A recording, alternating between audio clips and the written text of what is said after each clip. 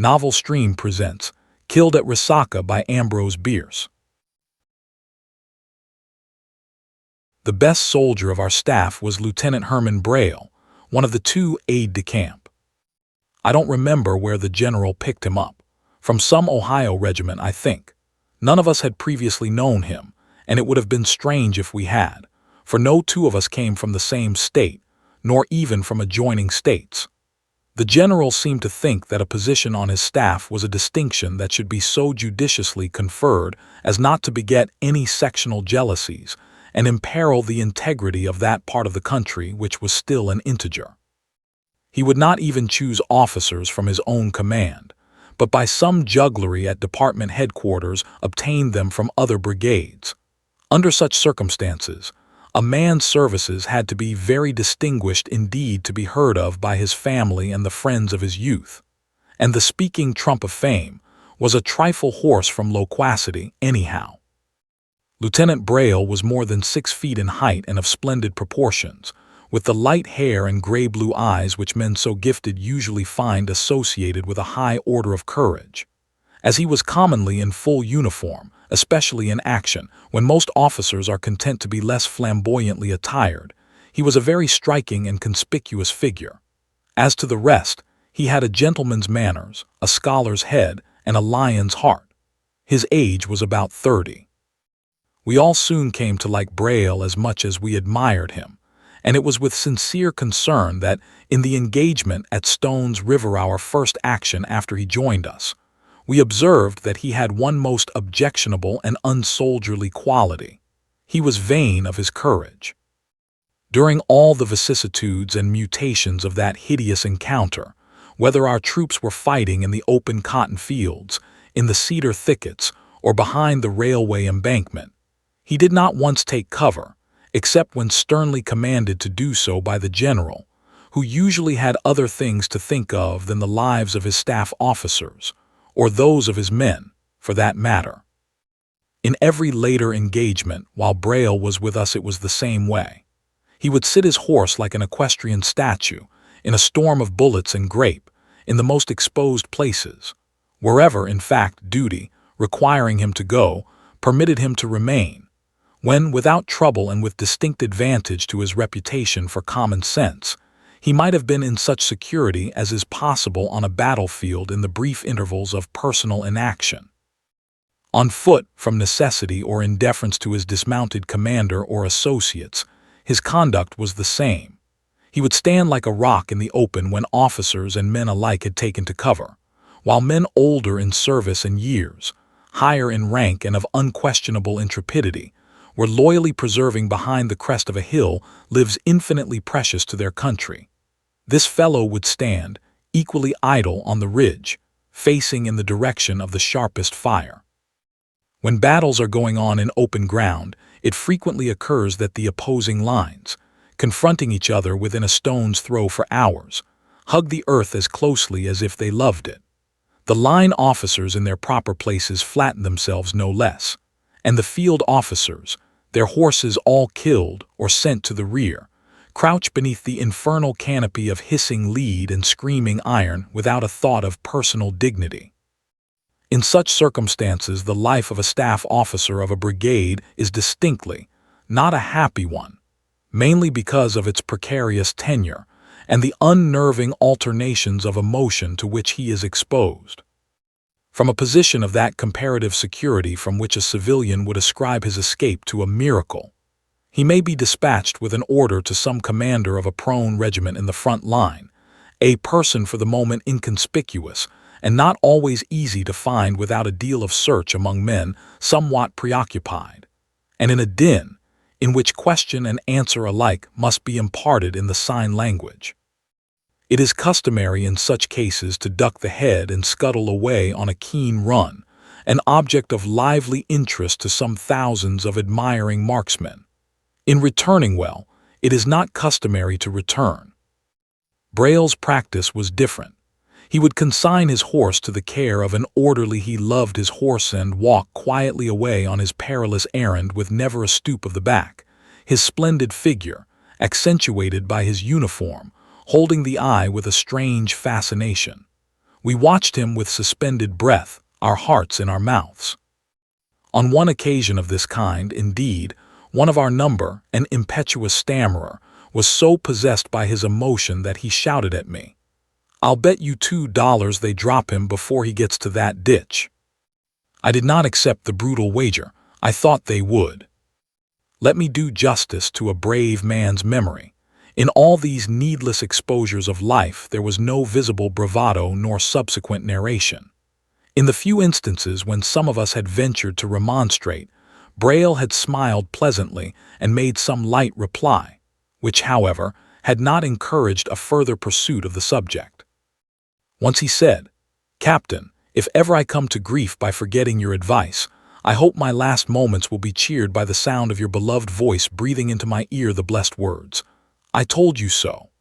We laughed at the captain, just why we could probably not have explained, and that afternoon when he was shot to rags from an ambuscade, Brayle remained by the body for some time, adjusting the limbs with needless care there in the middle of a road swept by gusts of grape and canister.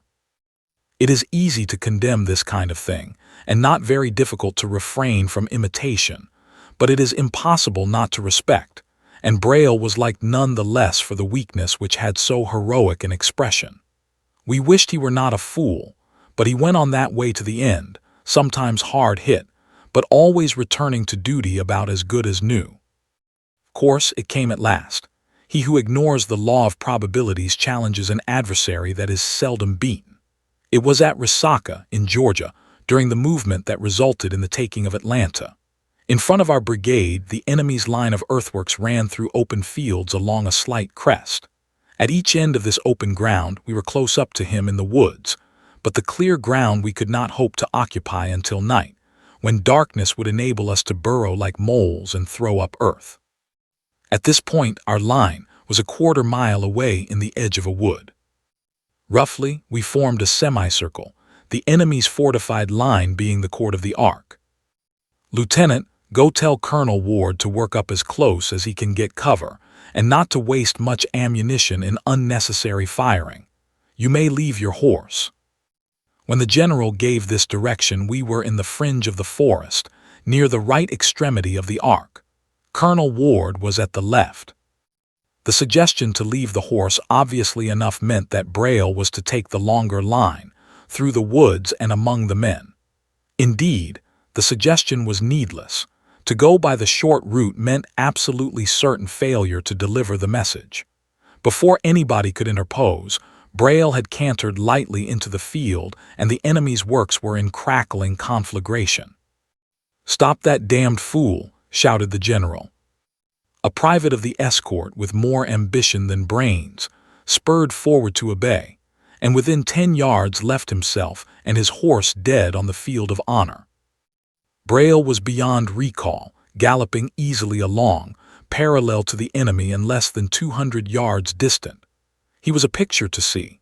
His hat had been blown or shot from his head, and his long, blonde hair rose and fell with the motion of his horse. He sat erect in the saddle, holding the reins lightly in his left hand, his right hanging carelessly at his side. An occasional glimpse of his handsome profile, as he turned his head one way or the other, proved that the interest which he took in what was going on was natural and without affectation.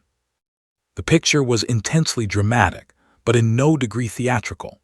Successive scores of rifles spat at him viciously as he came within range, and our own line on the edge of the timber broke out in visible and audible defense.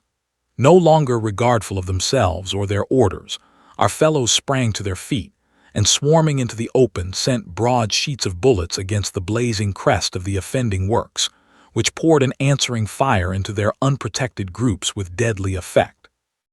The artillery on both sides joined the battle, punctuating the rattle and roar with deep, earth-shaking explosions and tearing the air with storms of screaming grape, which from the enemy's side splintered the trees and spattered them with blood, and from ours defiled the smoke of his arms with banks and clouds of dust from his parapet.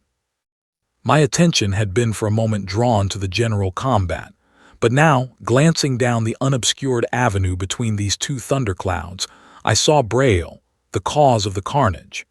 Invisible now from either side and equally doomed by friend and foe, he stood in the shot-swept space, motionless, his face toward the enemy. At some little distance lay his horse. I instantly saw what had stopped him. As topographical engineer, I had, early in the day, made a hasty examination of the ground, and now remembered that at that point was a deep and sinuous gully, crossing half the field from the enemy's line, its general course at right angles to it. From where we now were it was invisible, and Brayle had evidently not known about it. Clearly, it was impassable. Its salient angles would have afforded him absolute security if he had chosen to be satisfied with the miracle already wrought in his favor and leapt into it. He could not go forward. He would not turn back. He stood awaiting death. It did not keep him long waiting. By some mysterious coincidence, almost instantaneously as he fell, the firing ceased, a few desultory shots at long intervals serving rather to accentuate than break the silence. It was as if both sides had suddenly repented of their profitless crime. 4 stretcher-bearers of ours, following a sergeant with a white flag, soon afterward moved unmolested into the field and made straight for Brayle's body. Several Confederate officers and men came out to meet them, and with uncovered heads assisted them to take up their sacred burden. As it was borne toward us, we heard beyond the hostile works fifes and a muffled drum a dirge. A generous enemy honored the fallen brave. Amongst the dead man's effects was a soiled Russia-leather pocketbook. In the distribution of mementos of our friend, which the general, as administrator, decreed, this fell to me. A year after the close of the war, on my way to California, I opened and idly inspected it. Out of an overlooked compartment fell a letter without envelope or address. It was in a woman's handwriting and began with words of endearment, but no name. It had the following date line: San Francisco, California, July 9, 1862. The signature was "Darling," in marks of quotation. Incidentally, in the body of the text, the writer's full name was given Marion Mendenhall. The letter showed evidence of cultivation and good breeding, but it was an ordinary love letter if a love letter can be ordinary. There was not much in it, but there was something. It was this: Mr. Winters, whom I shall always hate for it, has been telling that at some battle in Virginia, where he got his hurt, you were seen crouching behind a tree. I think he wants to injure you in my regard, which he knows the story would do if I believed it. I could bear to hear of my soldier lover's death, but not of his cowardice. These were the words which on that sunny afternoon in a distant region had slain 100 men. Is woman weak? One evening I called on Miss Mendenhall to return the letter to her. I intended also to tell her what she had done, but not that she did it. I found her in a handsome dwelling on Rincon Hill. She was beautiful, well bred, in a word, charming. You knew Lieutenant Herman Brayle, I said rather abruptly. You know doubtless that he fell in battle. Among his effects was found this letter from you. My errand here is to place it in your hands. She mechanically took the letter, glanced through it with deepening color, and then, looking at me with a smile, said, It is very good of you, though I am sure it was hardly worthwhile. She started suddenly and changed color. This stain, she said, is it? Surely it is not. Madam, I said, pardon me, but that is the blood of the truest and bravest heart that ever beat. She hastily flung the letter on the blazing coals. I cannot bear the sight of blood, she said. How did he die? I had involuntarily risen to rescue that scrap of paper, sacred even to me, and now stood partly behind her. As she asked the question, she turned her face about and slightly upward. The light of the burning letter was reflected in her eyes and touched her cheek with a tinge of crimson like the stain upon its page. I had never seen anything so beautiful as this detestable creature. He was bitten by a snake, I replied. Thank you for listening to this audiobook.